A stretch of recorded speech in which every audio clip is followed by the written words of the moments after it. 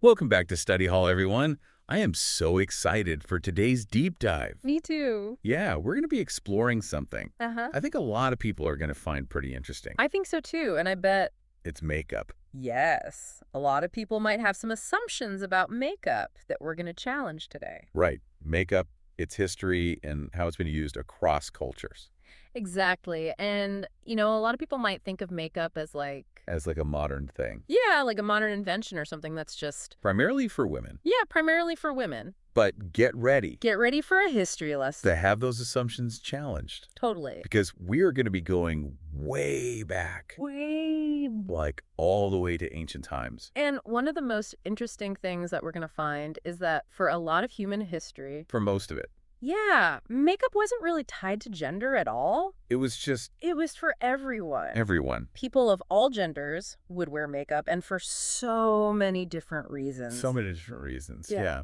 Yeah. Okay, so to kind of lay out what we're going to be doing today, Yeah. we're going to be like Like what? archaeologists. Right. But instead of digging through the dirt, What are we digging through? history, we're going to be unearthing all these fascinating facts about makeup. Yes. And we're going to start from ancient times and go all the way to today. I love it. Are you ready? I'm ready. Let's go back in time. Let's start with, Ancient Egypt. yes, ancient Egypt. You've probably all heard of Cleopatra and her iconic eyeliner. Yeah, who hasn't? But it wasn't just about looking glamorous, though, that dark kohl liner that they used. Yeah. It actually had very practical purposes as well. Really? Yeah, it helped protect their eyes from that harsh desert sun, and it even reduced the risk of infections. Wow, so it was like Ancient sunscreen and antibacterial all in one. yeah, very clever. Right? Very clever. And it gets even more interesting because they also believed that kohl had spiritual power. They thought it would connect them to the gods, like Horus, who was often depicted with those striking, Kohl-rimmed eyes. yes, kohl-rimmed eyes. Wow, so makeup was already so multi-purpose even back then. Absolutely. I mean, practical, Yes. spiritual, Mm-hmm. and, of course, aesthetically pleasing. Of course, we can't forget that. Of course not. So I'm curious, what were people using in other parts of the ancient world? Well, if we travel over to Mesopotamia, we see that they had their own unique beauty practices. Right. Like they were really into crushed gemstones. Ooh, shiny. I know. Can you imagine using something as precious as lapis lazuli Wow. to adorn your eyelids? That's next level luxury. I can barely trust myself with like a drugstore palette. But seriously, it really highlights how closely beauty and status were intertwined even back then, Absolutely. even thousands of years ago. Yeah. So let's move on to another part of the world. What about ancient China and Japan? Yeah, so in ancient China and Japan, pale skin was like the ultimate beauty standard. Oh, I didn't know. Yeah, it was seen as a sign of wealth and high social standing. Wow. People would go to great lengths So interesting. to achieve that porcelain-like complexion, using all sorts of white powders and pastes. Now I'm wondering, was that purely like an aesthetic preference or were there like deeper reasons behind that? Well, in these societies, they were very agricultural societies. And so pale skin kind of signified a life of leisure, free from the sun and the toil of working outdoors. Oh, so it was a way of showing off their status.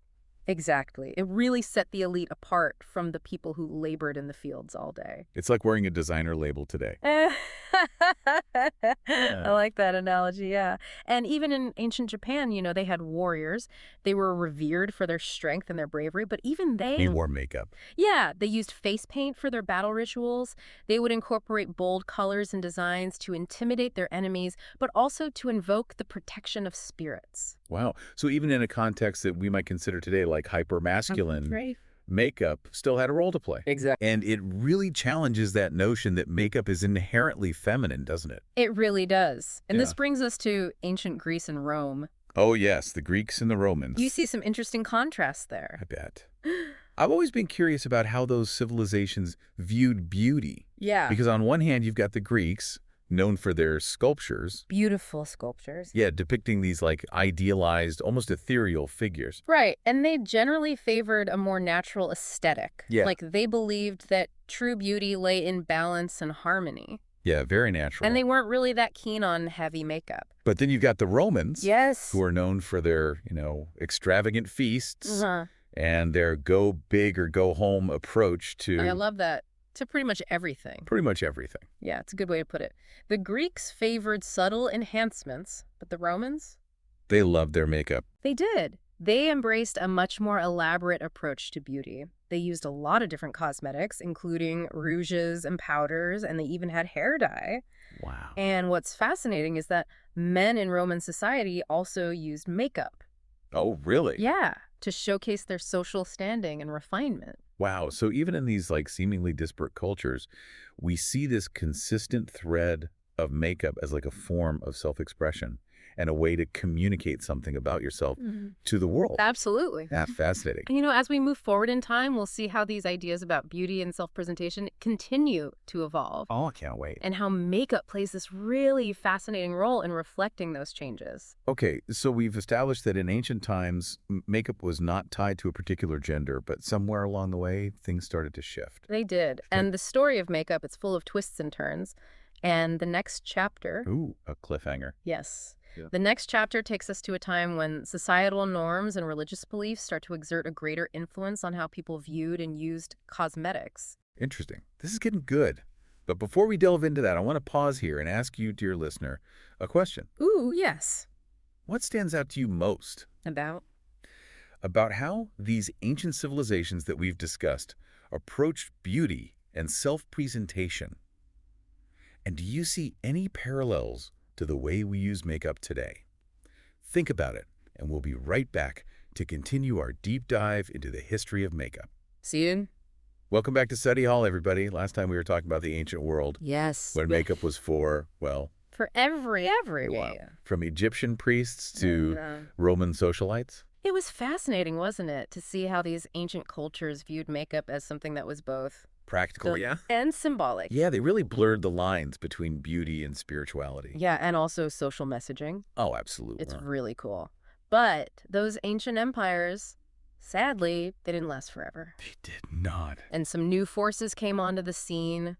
They They did. kind of reshaped the world. Including how people thought about beauty and how they expressed themselves. Absolutely. And as we move into the Middle Ages in Europe, we really see a pretty big shift in attitudes towards makeup. Okay, so now we're in like medieval Europe. Yeah, think castles, cathedrals. Knights in shining armor. Exactly. They fought. Also, The church, yes, the church was a major force at this time. huge influence. Absolutely. So how do you think that impacted the world of cosmetics? I don't know. What do you think? Okay, well, the church really promoted this idea of like a more restrained approach to, how you adorn yourself.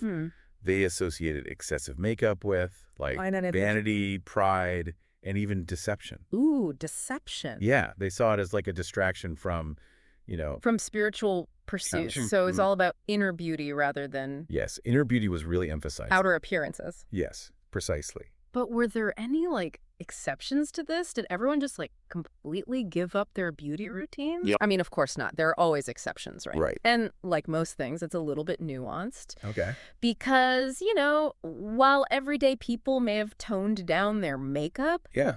the elite, Oh, of course. especially those in royal courts, Makes sense. they often clung to those, more lavish practices. Speaking of royalty, Yes. Queen Elizabeth I. Oh, the Virgin Queen. She's like one of the first people I think of. Iconic. When I think of like that era, Yes. she was known for that really striking appearance, the pale face, the red hair, Right. and like all the jewels and the clothing and everything. She really cultivated a very powerful image, and I think makeup played a large role in that. Yeah, she famously used that lead-based white Mine makeup, is Cyrus. Cyrus, Yes. to get that like super pale complexion, Exactly. which if I remember correctly, You do. was incredibly toxic, like Yeah. lead poisoning level toxic. It was. Cyrus was known to cause a whole range of health problems, skin damage, hair loss. It could even be fatal. Yeah, there were cases where people, died from using Cyrus. Wow, so people were literally risking their lives They were. to achieve this beauty standard. It's pretty amazing, right? It really is. I mean, it just speaks volumes about how much emphasis they placed on achieving this paleness. So why was paleness so important? Well, paleness, was associated with purity, nobility, and even youthfulness. It was a Yeah. way for Elizabeth, To project that image of power and wealth, that divine right to rule. I imagine it also probably helped to conceal any like imperfections, That's right. like smallpox scars, which were, pretty common back Yeah, then. very common. That's a really important point. Ceruse was not only used to enhance beauty, Uh-huh. it was also used to mask blemishes. So it was like creating a blank canvas. Exactly. It's all about presenting this image of It's perfection. a very carefully constructed image of perfection. Yes, and Elizabeth wasn't alone in this, you know. Across the channel in France, the French court under King Louis XIV, The Sun King. Sun King, exactly. I mean, talk about opulent. Oh, yes. His court was known for its extravagance. And both men and women there, they indulged in these elaborate beauty routines, using powders and rouges and wigs. It's interesting, though, because wasn't this around the time of the Enlightenment? It was. With its emphasis on reason and like a more natural look, Right, that's a really good observation. it seems a little contradictory. It does, but the French court, It was a trendsetter. always a trendsetter. And they remained this bastion of opulence For a while, at least. for a while. Okay, so while new ideas about natural beauty were emerging, Yeah. the wigs and the powdered faces were still in fashion. For some, yes. But it seems like even in the French court, makeup for men started to become more like theatrical, yeah. Performative. More than like an everyday Masculine thing. masculine thing, yeah. Yeah. Okay, so it's like the seeds of change were being planted. Yes, exactly. Makeup for men was becoming more associated with the stage or the aristocracy rather than something for the everyday man. Right, and this shift continues as we move into the 18th and 19th centuries. Mm-hmm. And now we have the French Revolution with, its rejection of the aristocracy. Right, a complete upheaval of the social hierarchy and all of the excess that went with it. Did makeup become a liability at this point? You could say that, yeah. During the revolution, those wigs and powdered faces, which were once so fashionable, they were now seen as symbols of the old regime, Yeah. And they could even make you a target. What? It just goes to show how quickly things can change. When the whole political landscape changes. Exactly. Wow, so then we get to the Victorian era in England. Yes. This is known for its emphasis on, like, morality and Respectability. respectability. Yes. And Queen Victoria herself, she was very much an advocate for natural beauty. She reportedly disapproved of makeup. Oh, so she was like the anti-Queen Elizabeth. You could say that, yeah. The Victorians really valued modesty and restraint. And excessive makeup was seen as a sign of vanity, even immorality. But were there any groups that pushed back on that? Of course. There are always those who challenge the norms, right? Right. And one example is the Pre-Raphaelite Brotherhood. Yeah. They were a group of artists and poets who kind of rejected Victorian ideals. Okay.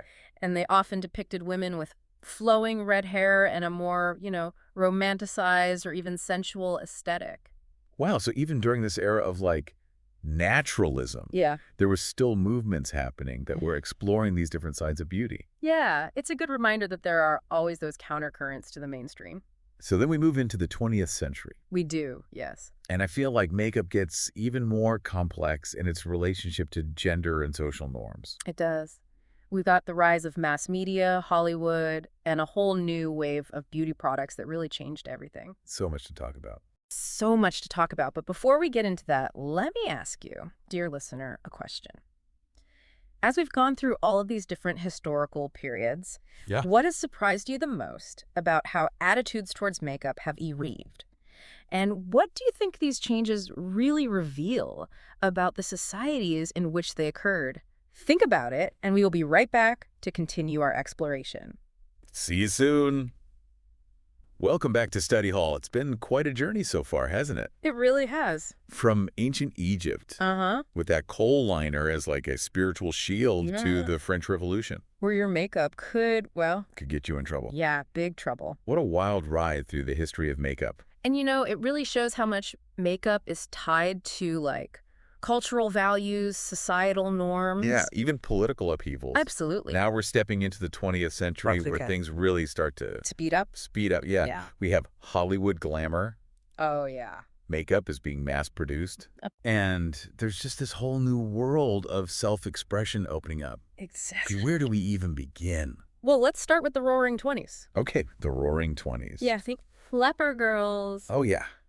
bobbed hair, short skirts, And makeup. lots of makeup. It became a symbol of, like, liberation, modernity. And Hollywood was really starting to have a big influence on beauty trends, right? Oh, huge. Suddenly everyone wanted to look like their favorite movie stars. Yeah, like, With those perfectly sculpted eyebrows Yeah. and ruby red lips and smoky eyes. so glamorous. It was. And icons like Clara Bow and Joan Crawford, they really set the standard. I can see it now. Yeah, and makeup became, it was more than just enhancing your features. Yeah, it was like transformative. And embodying a persona. And brands like Max Factor, Max or Factor, Maybelline. Maybelline. They became like household names. Yeah, so makeup was becoming much more It's accessible. accessible. You didn't have to be You didn't have to be rich. Yeah, you didn't have to be wealthy to kind of try out these new trends Right, and that continued. throughout the century. Yeah, pretty much. We see the pinup girls of World War II, Oh, yeah. that more natural look in the 50s. The girl next door. Exactly. And then the 60s with that very dramatic mod look. Oh, yeah. And we can't forget the 70s The 70s, disco glam. and like bohemian vibe. It was all about individuality, expressing yourself. But I'm curious, did this whole idea of makeup as a woman's thing, Yeah. did that really hold true for the whole 20th century? Or were there any exceptions to that? I mean, as much as mainstream culture was promoting makeup as a feminine thing, Yeah. there were always people who were challenging that. Okay. Like who? Well, think about the counterculture movements of the 60s and 70s. Okay. You had rock stars like David Bowie, Oh, yeah. Jimi Hendrix. They Yeah. really embraced makeup as part of their, Like their whole persona. yeah, androgynous, pushing boundaries. And what about the punk scene? Oh, punk. And goth, too. They were all about using makeup to make these really striking, almost subversive looks. It was about rebellion. Yes. Self-expression, pushing those boundaries. And then as we get into like the late 20th century, early 21st century, Yes. those counterculture influences really start to like, Come into the mainstream. yeah. And then social media happens. So, social media changed everything. Everything. Yeah. Now you've got all these makeup artists. So many of them men. Yeah, men and women, everyone. Yeah. And they have this platform to show off what they can do, share their techniques. Tutorials, Yeah. Challenging all of those old ideas about beauty. With James Charles. James Charles, Jeffree Star. They really normalized the idea that Makeup is for everyone. everyone. And the cosmetic brands, they caught on pretty quickly, right? Oh, yeah. They started putting men in their ads, launching gender-neutral lines. Yeah, it's really cool to see. It is. Because, I mean, we've come a long way from when, And when it was just like, pink and red lipstick. Yeah. And now it's all about finding what works for you. Exactly. Whether you're a man, woman, however you identify, it doesn't matter. Find those shades, the textures, the styles that you love. Yeah, what speaks to you? Exactly. And it's not just about the products either. It's Yeah. about the conversations that we're having around beauty standards. Yeah, it's like challenging those old stereotypes. And redefining what it even means to be beautiful. Makeup can be so many things for people. It can. It could be about self-expression, creativity, empowerment, yeah. So as we wrap up our deep dive into the history of makeup, Yes. what would you say is the key takeaway for our listeners? I think it would be to just appreciate how far makeup has come. From those ancient origins to today, where it's becoming this gender-inclusive thing. It's really amazing. It is. It really shows human creativity, that desire to adorn ourselves, and how our relationship with beauty and self-expression is always changing. Beautifully said. And I hope our listeners feel empowered to use makeup however they want. Full glam. A little lip gloss. Whatever makes you feel confident and comfortable. The most important thing is to feel good in your own skin. And to remember that beauty comes in all shades and genders and expressions. Couldn't have said it better myself. That's it for our deep dive into the history of makeup. It's been fun. It has been. Thank you all so much for joining us on Study Hall. Keep learning, keep exploring, and keep those makeup brushes handy.